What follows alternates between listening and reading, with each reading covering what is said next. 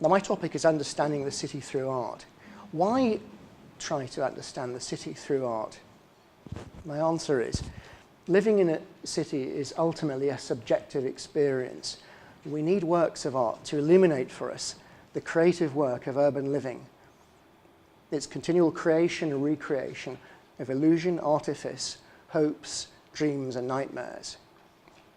In this sense, city dwellers the world over have more in common than any one of them has with a resident of a rural district in their own country.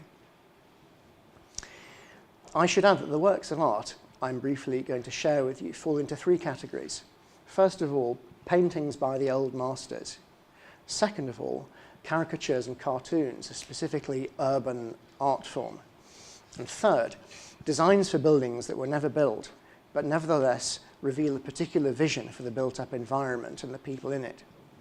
Now, these are mostly presented in chronological order, although there will be some detours depending on the theme. Before I move on, I'd just like to say a few more words about the magazine. We launched at the beginning of 2013. We've so far produced 2 issues, which you have. The third is currently under preparation for this autumn. Our aim is to produce 3 issues a year, timed around the academic terms in the UK. At present, we are distributing copies at selected venues and public events in central London. Our concept is evolving, but our aim is to cover all the topics listed here through both features and reviews of books, films, and exhibitions. Next slide, please.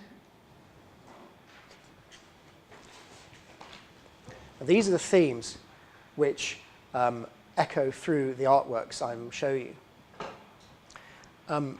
How do people present themselves in a city? The term persona, well, that's a Latin term, originally meant a mask. It was worn by an actor in the Greek tragedy or comedy, something that you make a sound or speak through, persona. Erasmus, in his work In Praise of Folly, published in 1511, says, "What else is the life of man but a kind of play in which men in various costumes perform until the director motions them off stage?" An idea later famously echoed by Shakespeare in The Merchant of Venice and in As You Like It, all the world's a stage.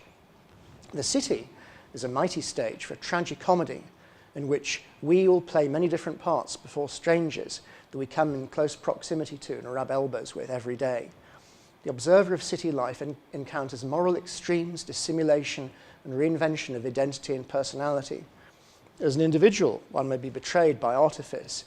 As a collective, the city may always be in unstable equilibrium, ready to be tipped towards the heights or the depths of human behaviour.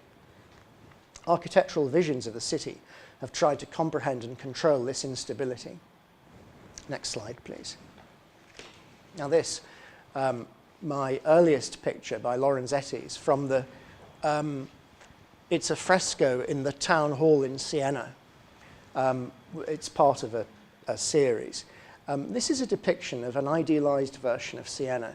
Some of these are or were actual buildings, others are imaginary. It's hard to imagine now, but in the 13th and 14th centuries, Siena, like many other Italian cities, had a mini Manhattan skyline of towers, not church towers or the towers of civic buildings. The noble families who lived in cities constructed complexes for their family groups or clans, with fortifications including one or more towers. These families competed to see who could build the tallest tower. Some were hundreds of feet tall. Very few of these towers remain today. I believe there is one remaining at its original height in Bologna, in the main Italian cities. In most other Italian cities, the only towers remaining are those that relate to either ecclesiastical buildings or the town hall. Unlike the respectable middle-class merchants who operated their businesses from city premises and simply wanted stability to trade in, the noble families had a great, easily offended sense of honour.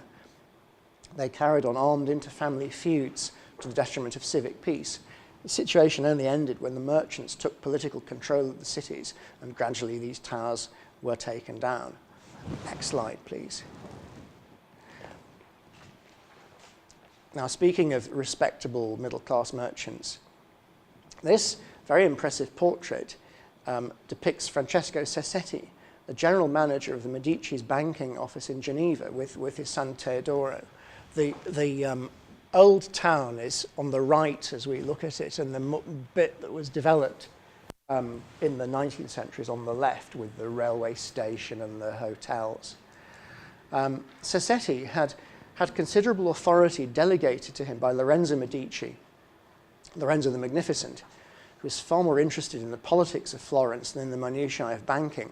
And for various reasons, at the date of this portrait, 1488, the Medici Bank was in decline, both because of the business climate and because of poor management and control of risky lending. It sounds familiar. The bank finally collapsed in 1494. CityCity was engaged in trying to salvage the bank's assets and receivables in Lyon, where he had previously failed to uncover a fraud. He died of a stroke in 1490. We can surmise that this portrait of a sober, hard-working, respectable, thrifty, cautious and dignified businessman with a slight note of anxiety was intended to symbolize for his family how he wished to be remembered. The stereotype of the honourable merchant and banker whose word is his bond had resonance, for example, here at the London Stock Exchange until the 1980s and the coming of the new era of international banking groups. Next slide, please. Now, these are slightly less respectable people here.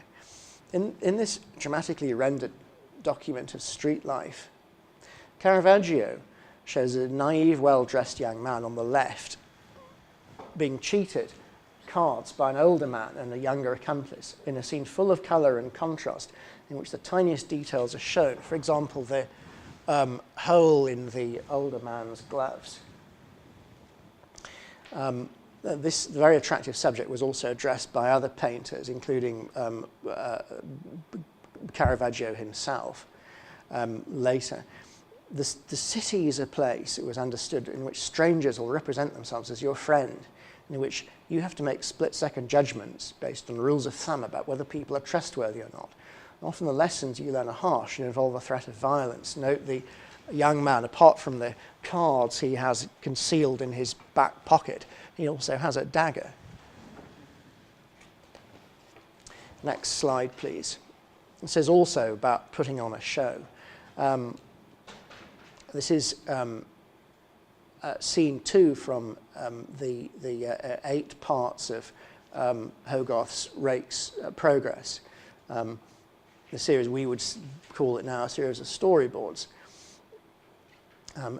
Originally paintings, later turned by Hogarth into a series of engravings, very famous, which show the decline and fall of a young man, Tom Rakewell, who's inherited a fortune from his miserly father, and he devotes that fortune to fine living and indulgence. After spending all his way through the fortune, he ends up in the Bedlam Mental Hospital in the final scene. In this scene, Rakewell has just inherited his fortune. We see him in the brand new apartment that he's rented. Also present are various visitors who've come to offer their services. A jockey with a trophy and a whip, a tailor, who's the gentleman in the red coat, a music teacher at the piano, a fencing teacher is on the left with a foil, a dancing master who's carrying a very small violin, a landscape gardener who's carrying a plan for a garden layout, which is there, amongst others. Keeping up appearances and living in a grand style as though it would go on forever have always been very much part of life in the city, as well as the specialised professions that only exist in the city, catering for the needs of city life, in this case, principally fine clothing and different forms of entertainment. Next slide, please. Now, this is an illustration from Dickens' Tale of Two Cities by Phiz, who was the most famous of Dickens' illustrators. The old-fashioned upper-class view of the masses, the working classes, was perhaps best expressed by the Duke of Wellington with his remarks on his troops. "I don't know what effect they have on the enemy, but by God they scare me." City life was regularly punctuated by riots. Previous to the the French Revolution, the most recent riots have been the Gordon riots of 1780. Riots were a fact of life in cities. And the upper classes were always wary of what could happen if the lower classes got out of hand, as illustrated by the French Revolution, which is the subject of this and the following two images that I'm about to show you.